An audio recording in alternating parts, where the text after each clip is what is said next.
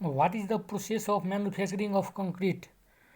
Hi everybody, welcome back. Here in this video we will see the different processes of manufacturing of concrete. So let's start the video. Before starting the video, do subscribe the channel and press the bell icon so you will get regular update and like the video. So you have done it, let's start. म दिपक मण्डल आजको यो भिडियोमा तपाईहरुलाई यो कङ्क्रिटको म्यानुफ्याक्चरिङमा के कस्ता प्रोसेसहरु चाहिँ हामीले ध्यान दिनुपर्ने हुन्छ त्यो चाहिँ हामीले हेर्न गइराखेका छौं।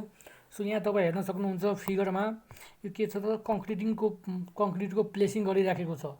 सो कङ्क्रिटको प्लेसिङ गर्नुभन्दा अगाडि के हुन्छ त यसलाई हामीले सही तरिकाबाट म्यानुफ्याक्चर गरेको हुनुपर्छ। ओके, सो अब त्यो म्यानुफ्याक्चरको लागि हामीले के प्रोसेसहरु अप्लाई गर्छौं र त्यसका के प्रोसेसहरु छन् भनेर यहाँ हामीले हेर्छौं। सो यहाँ म देखाउन चाहन्छु तपाईहरुलाई what is the manufacturing of concrete. Ingredients of good concrete and bad concrete are the same. जुन हामीले कङ्क्रिट बनाउँछौं त्यो कङ्क्रिटमा के हुन्छ त डिफरेन्ट इन्ग्रेडिएन्ट हुन्छ। कङ्क्रिट बनाउने भनेको सिमेन्ट,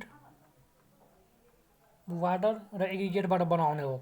ओके, सो यो कुराहरुमा के हुन्छ त यसमा कम्पोनेन्ट भनेको त्यही नै हुन्छ, त्यसमा इन्ग्रेडिएन्ट भनेको त्यही नै हुन्छ। तर के भनेको छ त्यहाँ ingredients of good concrete and bad concrete are the same.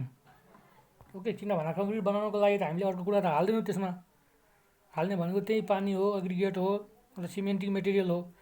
तर त्यसको के हुन्छ त त्यसको जुन गुड राम्रो खालको जुन कङ्क्रिट हुन्छ र अलिकति त्यसको विक स्ट्रेन्थ भएको कङ्क्रिट हुन्छ त्यसको फरक भनेको त्यही इन्ग्रेडिएन्टहरुले नै फार्ने हो। त्यो कुरा हामीले बुझ्नु पर्यो। If care is not taken and proper procedures is not followed the results concrete. यहाँ के भनेको छ if care is not taken and proper procedure is not followed the resultant concrete is going to be bad quality. यदि हामीले जुन सही तरिकाबाट यदि हामीले कङ्क्रिट बनाउन सकेनौँ भने के हुन सक्छ त त्यसको क्वालिटी कम हुन सक्छ, त्यसको स्ट्रेन्थ चाहिँ के हुन्छ त पुवर हुन सक्छ। त्यही भएर हामीले के गर्नुपर्ने हुन्छ त प्रोपर तरिकाबाट हामीले यसलाई बनाउनु पर्ने हुन्छ विथ फुल केयरिङ। हामीले सब कुराको ध्यान दिएर हामीले यो कङ्क्रिटको म्यानुफ्याक्चर गर्नुपर्ने हुन्छ। सो यहाँ हामीले केही यसका कङ्क्रिट बनाउनको लागि के स्टेप हामीले फलो गर्छौं त्यो स्टेपहरु हामीले हेरौँ। Following are the steps of concrete formation.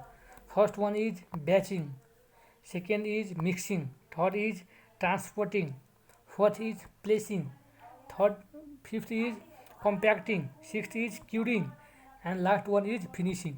So mainly we follow there are 7th step. Okay, so these all are the 7th step for the manufacturing of the concrete. So यसमा हामीले के कुरा बुझ्नुपर्छ भन्दा ब्याचिङमा हामीले के गर्छौं हैन त्यो कुरा बुझ्नु पर्यो। त्यस्तै मिक्सिङमा हामीले के गर्नुपर्ने हुन्छ र के कुरामा ध्यान राख्नुपर्ने हुन्छ। ट्रान्सपोर्टिङ एक ठाउँबाट अर्को ठाउँमा कङ्क्रिट मिक्स गरिसकेपछि त्यहाँ लग्दा हामीले के कुरामा ध्यान दिनु पर्यो। प्लेसिङ गर्दा हामीले के कुरामा ध्यान दिनुपर्छ एज अ साइट इन्जिनियर। कम्प्याक्टिङमा हामीले के ध्यान दिनुपर्छ, क्युरिङ गर्नको लागि हामीले के ध्यान दिनु पर्यो र फाइनली फिनिसिङको लागि एज अ साइट इन्जिनियर तपाईले के कुरामा ध्यान दिनुभयो भने यो जुन कङ्क्रिटिङ हामीले गर्छौं त्यसको स्ट्रेन्थ राम्रो हुन्छ र अल्टिमेट भनेको हाम्रो प्रोजेक्ट चाहिँ के हुन्छ त राम्रो हुन्छ र जुन हाम्रो लाइफ टाइम हुन्छ त्यति समयले लोडहरु धान्न सकोस् र त्यसको चाहिँ आफ्नो कम्प्लिट स्ट्रेन्थ चाहिँ त्यसले गेन गरेको हुनुपर्छ। सो यो कुराहरु हामीले डिटेलमा हेर्छौं। यसलाई एक गरेर हेर्लियो भने टाइम चाहिँ धेरै लाग्छ, त्यही भएर नेक्स्ट भिडियोमा हामीले यो सबैलाई चाहिँ डिटेलमा हेर्ने छौं।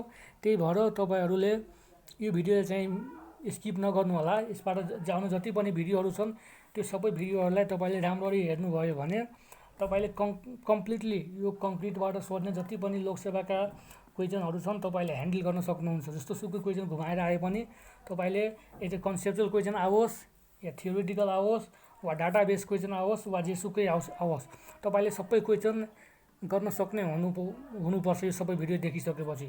सो लगभग यसमा 25-30 वटा हामीले भिडियो बनाइसकेका छौं कङ्क्रिटसँग रिलेटेड MCQs हरु र सब्जेक्टिभ क्वेशनहरु पनि यसमा धेरै हामीले गरिसकेका छौं। सो यदि तपाईहरुले हेर्नु भएको छैन भने गएर चाहिँ हेर्न चाहिँ नभुल्नु होला। So thank you, see you in next video.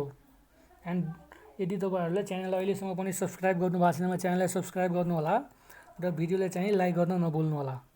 Okay, र तपाईँलाई कस्तो लाग्यो भिडियो कमेन्ट बक्समा गएर कमेन्ट गर्नु होला। Thank you, see you in next video.